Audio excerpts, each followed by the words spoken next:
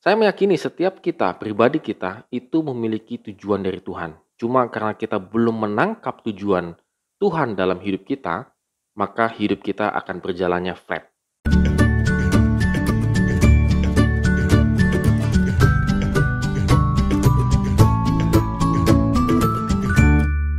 Morning Go Traders, hari ini kita akan kembali memulai hidup ini dengan penuh semangat dan juga penuh dengan optimis bersama dengan Tuhan. Dan kita akan merenungkan dari 1 Tawarikh pasal 28 ayat 1 sampai dengan yang ke-21. Tetap semangat juga ya untuk membaca dan merenungkan firman Tuhan. Ya, kita bisa melihat di sini bagaimana akhirnya Daud mengumpulkan seluruh bawahannya untuk menyampaikan pesan dan arahan. Di hadapan mereka, Daud menyatakan keinginan hati yang tak tersampaikan, yaitu alasan penolakan Tuhan dijelaskan oleh Daud kepada para bawahannya, ayat 2 dan yang ketiga. Pada momen tersebut, Daud mengumumkan siapakah pengganti dirinya, yang bukan saja menjabat sebagai raja, tetapi juga bertanggung jawab mendirikan rumah bagi Tuhan. Sebagai calon Raja Israel, Salomo memiliki tugas dan tanggung jawab yang berat di pundaknya, yaitu membangun bait Allah dan menjamin kelangsungan tahta dan kekuasaan Daud. Hal itu dapat terlaksana oleh Salomo jika ia dan segenap rakyat Israel memelihara dan melakukan segala perintah Tuhan. Ayat 5 sampai dengan 10.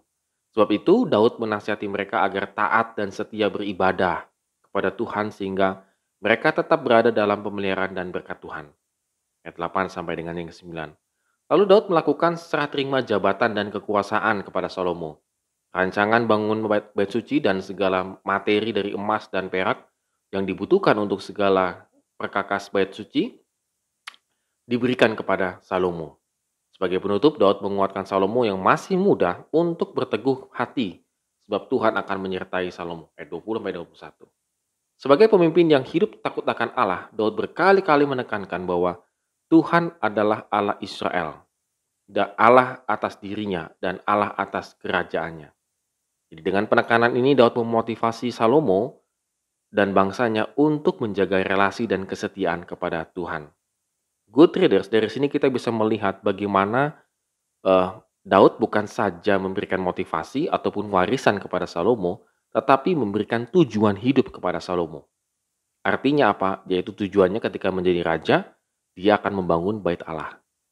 Saya rasa demikian juga dengan kita. Kita seringkali hidup ini menjadi monoton, hidup ini menjadi menjenuhkan, ataupun hidup ini tidak memiliki target dan tujuan karena kita tidak memiliki tujuan yang jelas yang dari Tuhan. Saya meyakini setiap kita, pribadi kita, itu memiliki tujuan dari Tuhan. Cuma karena kita belum menangkap tujuan Tuhan dalam hidup kita, maka hidup kita akan berjalannya flat. Berbeda dengan Salomo, Daud mewariskan sebuah tujuan, sebuah motivasi dari ilahi, dari Tuhan. Sehingga Salomo jelas kenapa dia menjadi raja. Menjadi pertanyaan kita juga sama. Mengapa kita menjadi suami, istri, anak, ataupun mengapa kita bekerja ini, itu, bisnis ini, itu, dan lain sebagainya? Apakah semata-mata kita ingin mencari uang, lalu selesai? Tidak. Saya meyakini Tuhan memiliki rancangan bahwa kenapa kita menjadi bagian dalam hidup ini, dia memiliki tujuan. Dan kalau kita tangkap tujuan itu, maka kita akan menjadi besar. Kita akan menjadi berkat bagi banyak orang. Mari kita renungkan firman Tuhan pada hari ini, supaya kita mengetahui tujuan hidup kita di dalam Tuhan. Amin.